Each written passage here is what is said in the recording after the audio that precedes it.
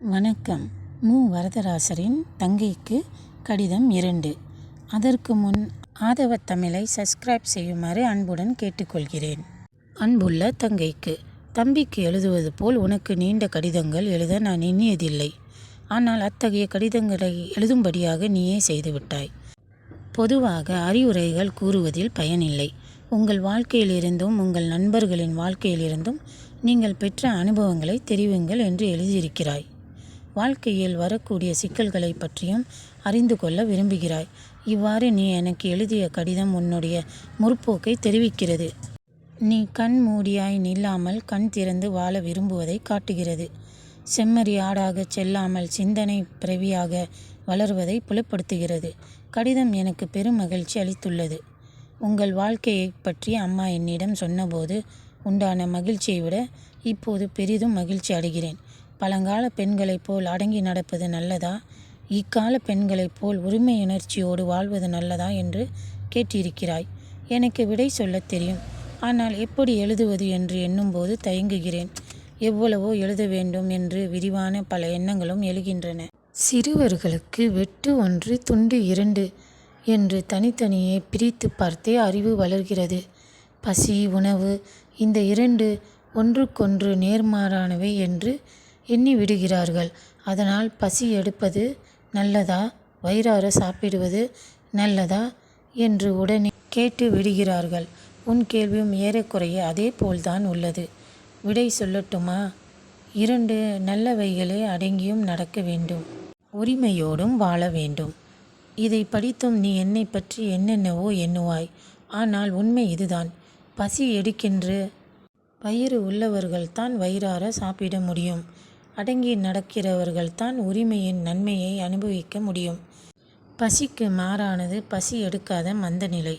வயிறார உண்பதற்கு மாறானது செரிக்கும் ஆற்றல் இல்லா நிலை. ஆனால் பசியும் உணவும் நேர்மாறானவை அல்ல. பசித்தால்தான் நன்றாக உண்ண முடியும். அடங்கி நடக்கலாம். ஆனால் பிறருடைய அடக்குமுறைக்கு அஞ்சி இரையாக கூடாது. நாமே அன்புள்ளவர்களின் அன்புக்கு அடங்கி நடக்கலாம். உரிமை வாழ்க்கையை நடத்தலாம். ஆனால் மனம் போன போக்காய் வாழக்கூடாது. கடமையை ஒழுங்காக செய்து உரிமையை காத்து கொள்ளலாம். இன்று பலர் தெளிவு இல்லாத கல்வியால் தவறாக எண்ணுகிறார்கள். தான் தோன்றி தனத்தை உரிமை என்று கருதி கொள்கிறார்கள்.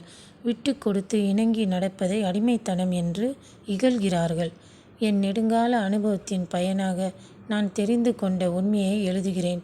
கடமைகளை ஒழுங்காக செய்கிறவர்கள் மட்டும் உரிமையை அனுபவிக்க முடியும்.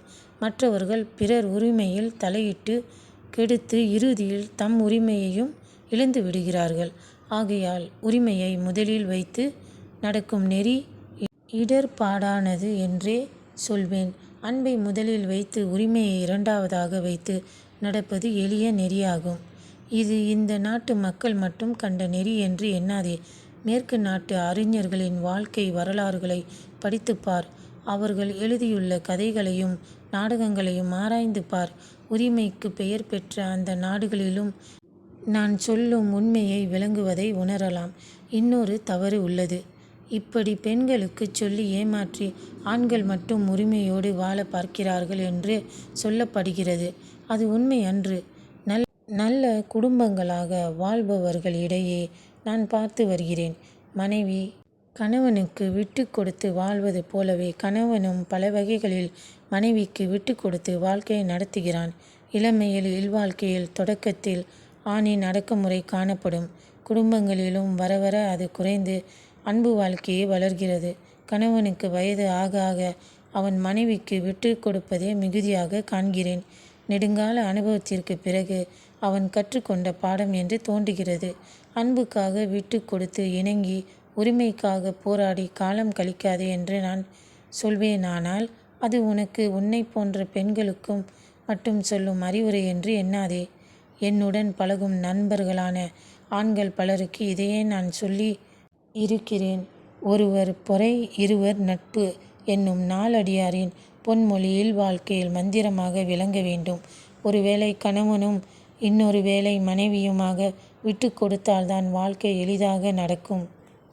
என்னுடன் படித்த கனகா, பக்கத்து தெரு வழக்கறிஞர் மகள் கனகா பற்றி உனக்கு நினைவு இருக்கும் என நம்புகிறேன். எங்களோடு படித்து வந்த அந்த காலத்திலேயே அவள் உரிமை மிகுந்த பெண்ணாக இருந்தாள். குடும்பத்தாரும் அப்படியே வளர்த்து வந்தார்கள். அவளுடைய வாழ்க்கை என்ன ஆயிற்று தெரியுமா? அவள் தாய் வீட்டில் வாழ்கிறாள். கணவன் தனியே மனம் போன போக்காய் காலம் கழிக்கிறான். கனகா இனிமேல் பிடி படித்து ஆசிரியர் தொழிலுக்கு போக இருப்பதாக கேள்விப்பட்டேன். அவளுடைய வாழ்க்கை இப்படி ஆனதற்கு என்ன காரணம் சொல்கிறாய்? அவளுக்கு அழகு, அறிவு, முற்போக்கு, திறமை எல்லாம் இருக்கிறது. விட்டு கொடுத்தல் என்ற ஒன்று மட்டும் இல்லை. அவளுடைய கணவனை பற்றி எனக்கு நேரே ஒன்றும் தெரியாது. அந்த ஊரான் ஒருவனோடு நெருங்கி பழகி கேட்டு தெரிந்து கொண்டேன். அவனும் அறிவு, திறமை எல்லாம் உடையவனாம். ஆளை பார்த்திருக்கிறேன். அழகான தோற்றமும் உண்டு. இவ்வாறு இருந்தும் இருவரும் வாழத் தெரியாதவர்களாக ஆகிவிட்டார்கள். இனி என்ன செய்வது? இனிமேல் இவர்களின் மனதில் அன்பும் காதலும் வளர்வது அருமை. மனம் அப்படிப்பட்டது. ஒரு முறை பிளந்து நின்ற பிறகு வெறுப்பையும் பகையுமே மனம் வளர்த்து கொள்ளும். எதை கண்டாலும் எதை கேள்விப்பட்டாலும் அவற்றையெல்லாம் வெறுப்புக்கும் பகைக்குமே எருவாக்கி கொள்ளும். இந்த வாழ்க்கையை பற்றி நான் பல நாள் எண்ணியது உண்டு. இருவருமே உரிமையை முன்னே வைத்து போராடியிருக்கிறார்கள் என்பது என் கருத்து. கனகாவின் கணவனை போன்ற ஆண்களும் பலர் இருக்கிறார்கள். அந்த குடும்பங்கள் எப்படியோ அமைதியாக நடந்து கொண்டிருக்கிறது. காரணம், அந்த குடும்பங்களில் பெண் இப்படி இருந்தால் ஆண் விட்டு கொடுப்பவனாக இருக்கிறான். ஆண் இப்படி இருந்தால் பெண் விட்டு கொடுப்பவளாக இருக்கிறாள். உரிமை வெறி மிகுந்த பெண்ணோ ஆணோ நாளடைவில் பழகி பழகி தன் உரிமை வெறியை குறைத்து கொள்கிறார்கள். தீயும் நீரும் உறவு கொண்டு ஒன்றை ஒன்று குறைப்பது போல் ஆகிறது அவர்களின் வாழ்க்கை. ஆனால் கனகாவும் கனகாவின் கணவரும் 2 ஆண்டுகள் வாழ்ந்த வாழ்க்கை தீயும் தீயும் உறவு கொண்டு பெருந்தீ ஆகிய கதை என்று கருதுகிறேன்.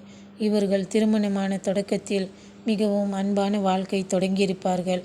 இதில் எல்லளவும் ஐயம் வேண்டாம். ஒரே வீட்டில் பல மாதம் கூடி வாழ வேண்டி ஏற்பட்ட பிறகுதான் வெறுப்பு வளர்ந்திருக்கும். அதற்கு பிறகுதான் உரிமை போராட்டம் தலையெடுத்து வம்பு செய்திருக்கும். ரயிலில் பயணம் செய்யும்போது நம் பக்கத்தில் உள்ளவர்களோடு எவ்வளவு இணங்கி அன்பாக நடக்கிறோம். புதுமையான சில மணி நேர பழக்கம் ஆகையால் அப்படி நடக்கிறோம். அவர்களின் பண்புகளும் கருத்துக்களும் நமக்கு நேர்மாறானவைகளாக இருந்த போதிலும் சில மணி நேரம் பழக்கம் தானே என்று அன்போடு இணங்கி நடக்கிறோம்.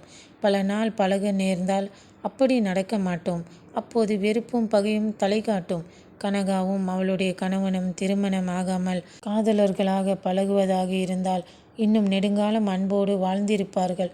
திருமணம் ஆகியிருந்தாலும் ஒரே வீட்டில் ஒரே ஊரில் வாழாமல் தனித்தனியே தொழில் செய்து வெவ்வேறு இடங்களில் வாழ்ந்து விடுமுறை நாட்களில் மட்டும் கூடி பழகும் நிலைமை இருந்தால் அவர்கள் இன்னும் பல ஆண்டுகள் அன்போடு காலம் கழித்திருக்க முடியும். எதிர்காலத்தில் படித்தவர்கள் பலரும் வாழ்க்கை அப்படித்தான் கழியும் என்று தோன்றுகிறது. அப்படிப்பட்ட வாழ்க்கை வாழ்கிறவர்களுக்கு என்னுடைய இந்த அறிவுரை வேண்டியதில்லை. நானும் நீயும் சொல்லாமலே அவர்கள் ஒருவருக்கு ஒருவர் விட்டு கொடுத்து நடப்பார்கள். பிரிந்து பிரிந்து குறைந்த நேரம் பழகிறவர்கள் இயற்கையாகவே விட்டு கொடுத்து அன்போடு பழகுகிறார்கள். பழக்கம் ஒரே இடத்தில் நின்று நீடிக்கும் போதுதான் ஒருவர் குறை மற்றொருவருக்கு பெரிதாக தெரிகிறது. பிறகு வெறுப்பு வளர்கிறது. அதன் பிறகு உரிமை போராட்டம் எழுகிறது. பழக பழக பாலும் புளிக்கும் என்று ஒரு பழமொழி முதலில் அமைத்தார்களே, அவர்கள் வாயில் சர்க்கரை இட வேண்டும். எவ்வளவு பெரிய உண்மையை எவ்வளவு எளிதாக சொல்லிவிட்டார்கள். இதில் பாலின் மேல் வைத்து விளக்கிய உண்மையே பழைய சங்கப்பாட்டு ஒன்றில் தேனின் மேல் வைத்து ஆர்ந்தோர் வாயில் தேனும் புளிக்கும் என்று சொல்லியிருக்கிறார்கள். இந்த பாட்டை பாடிய புலவர் குடும்ப வாழ்க்கையில் வரும் சிக்கல்களை குறித்தே பாடியிருக்கிறார். கணவன் வேறொருத்தியை நாடுவதை அறிந்த மனைவி மனம் நொந்து வருந்தும் நிலையில் அவன் வீட்டிற்கு திரும்பி வரும் வேளையில் மனைவிக்கு உயிர் தோழியாக உள்ள ஒருத்தி அவனுக்கு அறிவுரை கூறுவதாக பாடியுள்ளார். ஐயா, காதல் வாழ்வின் தொடக்கத்தில் எவ்வளவு அன்போடு உனக்கு உதவி செய்தோம். அப்படிப்பட்ட அன்பை மறந்துவிட்டு நீ இப்போது இவ்வாறு நடக்கிறாய். விடாமல் பருகுவோரின் வாயில் தேனும் புளிக்கும் என்பது பொருத்தமாக உள்ளது. அப்படி வாழ்க்கையில் வெறுப்பு கொண்டு நீ எம்மை விட்டு நீங்குவதானால் தாய் வீட்டில் கொண்டு போய் சேர்த்துவிடு. பிறகு உன் விருப்பம் போல் நட என்று தோழி அவனிடம் சொல்கிறாள். பல முறை எண்ணி பார்த்து மனதின் இயல்பை உணர்த்துவதற்கு துணை செய்யும் பாட்டு இது. இதை பற்றி எழுதும்போது எனக்கு மற்றொரு நல்ல நினைவு வருகிறது. தமிழ் இலக்கியத்தில் தோழி என்று வரும் இவளுடைய திறமை போற்றத்தக்கதாக உள்ளது. காதலர் இருவர் நெருங்கிய உறவு கொள்வதற்கு காரணமாக விளங்கும் இவள் அவர்களை எத்தனை முறை எத்தனை காரணங்களால் பிரிக்க முயல்கிறாள் தெரியுமா? அவர்களை பிரித்து அடியோடு ஒதுக்கிவிட வேண்டும் என்பது அவள் நோக்கமா? இல்லை, தடையில்லாமல் இடர் இல்லாமல் கூடி பழகினால் வாழ்க்கை சுவைக்காமல் போய் விடுமே என்று அஞ்சி அடிக்கடி ஒருவரையொருவர் காணாதபடி இடையிடையே பிரித்து வைத்திருக்கிறாள். அவ்வாறு செய்வதால் காண வேண்டும் என்று ஏங்கும் படியான நிலைமை உண்டாகி அந்த ஏக்கத்தால் காதல் வளரும்படியாக செய்கிறாள். அவள் மனதின் தன்மையை நன்றாக உணர்ந்தவள் என்று கூற வேண்டும். நம் நாட்டில் திருமணமான தொடக்கத்தில் மனைவி கணவனோடு இருக்கக்கூடாது என்று பிரிக்கும் வழக்கம் ஒன்று இருந்து வருகிறது. அதுவும் இவ்வகையான நன்மைக்கே என்று எண்ணுகிறேன். அறிஞர் H.G. வெல்ஸ் வாழ்க்கையில் ஒரு குறிப்பு, அவரே எழுதிய குறிப்பு என் நினைவுக்கு வருகிறது. அவருடைய இரண்டாம் மனைவி ஒருமுறை வாழ்க்கையில் மிக சலித்தபோது கணவருக்கு சொல்லி அனுமதி பெற்று தனியே பிரிந்து சில வாரங்கள் வாழ்ந்தாராம். அப்போது சென்று தங்கியிருந்த இடத்தை கணவருக்கு தெரிவிக்கவில்லையாம். பழகி வாழும் வாழ்க்கை எப்படிப்பட்டது என்பதையும் இவைகளில் இருந்து நீ எண்ணிப்பார். கணவன் மனைவி என இருவர் ஓரிடத்தில் நிலையான பழகி வாழும் வாழ்க்கை இப்படிப்பட்டது என்றால் அதில் உரிமையை முதலில் வைத்து நடப்பவர் தொல்லைப்படுவதை கேட்க வேண்டுமா? அதனால் உரிமையை இழந்துவிட வேண்டும் என்று நான் கூறவில்லை. அது முதலில் வேண்டா என்பதே நான் கூறுவது. அன்போடு கடமை செய்தல் முதலில் இருக்க வேண்டும். அப்படி இருந்தால் மனதின் பேயாட்டத்திற்கு இடம் இருக்காது. தவற வாய்ப்பு நேராது. நேர்ந்தாலும் விழிப்போடு தற்காப்பு தேடி கொள்ளலாம். இல்வாழ்க்கைக்கு மட்டும் இந்த அறிவுரை என்று எண்ண வேண்டியதில்லை. நீ அங்கே யாரேனும் ஒரு பெண்ணோடு நட்பு கொண்டு நெருங்கி பழகும்போது நட்பு நீடிக்க வேண்டுமானால் இதுதான் வழி. நான் இந்த விதியை போற்றி நடப்பதால்தான் நண்பர் அருளப்பாரோடு இளமை முதல் இன்று வரையில் தொடர்ந்து நண்பராக இருந்து வர முடிகிறது. இனியும் அவரே இருந்து வர முடியும். உனக்கு ஒரு பழக்கம் இருந்தால் நல்லது. அப்போது இந்த உண்மைகள் தெளிவாக விளங்கும். அது என்ன பழக்கம் தெரியுமா? மூன்றாம் வீட்டு குடும்ப சண்டையை பற்றி இல்லாமல் உணர்ச்சி இல்லாமல் அமைதியாக நீ பார்க்க முடியும் அல்லவா? அதுபோலவே உன் மனதின் போக்கையும் நீ வேடிக்கையாக பார்ப்பது போல் பார்த்து பழக வேண்டும். மனம் எப்படி வெறி கொண்டு எழுகிறது, எப்படி யாரை தாக்குகிறது, பிறகு எப்படி அலைகிறது, எப்படி அமைதி அடைகிறது என்பவற்றை அமைதியாக எண்ணிப்பார். எடுத்துக்காட்டாக ஒன்று சொல்வேன். கோபம் வருகிறது, பிறகு தணிகிறது. கோபத்தில் நண்பர்களை கண்டபடி பேசுகிறோம்.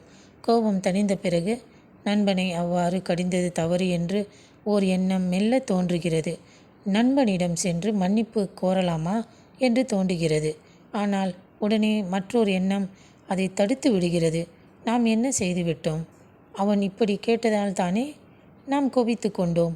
இதற்காக மன்னிப்பு கோர வேண்டுமா? மானம் இல்லையா? கூடாது என்று அந்த எண்ணம் தடுக்கிறது. ஒரு மனம் அன்போடு பணிந்து போக முனைகிறது. மற்றொரு மனம் ஆணவத்தோடு இணங்காமல் நிற்கிறது. இப்படிப்பட்ட நெருக்கடியில் நாம் என்ன செய்ய வேண்டும் தெரியுமா? அன்பு மனதை ஆதரிக்க வேண்டும். ஆணவ மனதை கைவிட வேண்டும். மனிதரின் இப்படிப்பட்ட இருவகை மனநிலையும் இருந்து வருகின்றன. அன்பு மனத்தை தெய்வ மனம் என்றும் ஆணவ மனத்தை விலங்கு மனம் என்று கூற வேண்டும். நாம் எப்போதும் தெய்வ மனம் சொல்வதை கேட்டு நடக்க வேண்டும். முதலில் விலங்கு மனம் வல்லமையோடு இருக்கும், தடுக்கும். ஏன் விட்டு கொடுக்க வேண்டும்? விட்டு கொடுப்பது கோழைத்தனம், தோல்வி மனப்பான்மை. ஆகையால் விட்டு கொடுக்காமல் போராடு என்று விலங்கு மனம் தொடக்கத்தில் வற்புறுத்தும். அதன் பேச்சை கேளாமல் புறக்கணித்து பழகிவிட்டால் நாளடைவில் அதன் முனைப்பு அடங்கிவிடும். நண்பர்களின் பழக்கத்திலேயே இவ்வளவு போராட்டம் என்றால் ஒரே வீட்டில் இருந்து வாழ்நாள் முழுவதும் பழகுவதற்கென்று அமைத்த இல்வாழ்க்கையில் உரிமை உரிமை என்று மனம் போன போக்காய்விட்டால் என்ன ஆகும்? முன்னே குறித்தபடி யாராவது ஒருவர் முழு அடிமையானால் தவிர இருவர் கூடி வாழ்க்கை நடத்த முடியாது என்று கூற வேண்டும். உரிமைக்கு முதல் இடம் கொடுக்காமல் அன்புக்கு விட்டு கொடுத்து வாழ கற்றுக்கொண்டால் யாரும் அடிமையாகாமல் வாழ்க்கை நடத்த முடியுமே. இப்படிப்பட்ட வாழ்க்கை பிகு என்று சொல்லப்படும் வேடிக்கை பிடிவாதமாக இருக்குமே தவிர வெறுத்து பிரிவதற்கு காரணமாக விலங்கு பிடிவாதம் இருக்காது. இவர்களிடையில்தான் நாளடைவில் உரிமையின் சிறப்பு விளங்கும். எந்த வாழ்க்கையிலும் சிறு சிறு பூசல் வரலாம் போகலாம். அவைகளுக்கு நிலையான இடம் தரக்கூடாது. சிறு பூசல் காரணமாக கணவனும் மனைவியும் பேசாமல் சில மணி நேரம் இருக்க நேரலாம். ஆனால் அடுத்தபடி அன்போடு பேசுவதற்கு வாய்ப்பை எதிர்பார்த்திருக்க வேண்டும். வழியாக சென்று பேசுவதற்கு நல்ல மனம் தூண்ட வேண்டும். அவ்வாறு வலிய பேசி விட்டு கொடுத்தவர் தோற்றுவிட்டார் அல்லர். அவர்தான் அன்பு வாழ்க்கையில் வெற்றி பெற்றவர் என்கிறார் திருவள்ளுவர். ஊடலில் தோற்றவர் வென்றார் என்ற அவருடைய கருத்து எவ்வளவு உயர்ந்த பண்பாட்டின் அடிப்படையாக பிறந்திருக்கிறது. அத்தகைய பண்பாடு இல்லாத போது அறிவு எவ்வளவு கூர்மையாக இருந்த போதிலும் என்ன பயன்? பண்பாடு இல்லாத அறிவு நமக்கு உதவாது, நம்மை கெடுக்கவும் கெடுக்கும். சிறிய குற்றத்தை பெரிய குற்றமாக்கி காட்டும். பெரிய குற்றத்தை சிறிதாக மறக்கச் செய்யும். பண்பாடு இல்லாத போது அத்தகைய அறிவால் பயன் என்ன? அது நம்பத்தகாதது. அறம் போலும் கூர்மையே ரேனும் மரம் போல்வார் மக்கட் பண்பு இல்லாதவர் என்று திருவள்ளுவர் சொன்னது நினைவு இருக்கட்டும். மற்றவை பிறகு எழுதுவேன். நீயும் உன் கருத்துக்களை தயங்காமல் எழுது. நல்ல முயற்சிக்கு தயக்கம் ஏன்? உன் அண்ணன் வளவன்.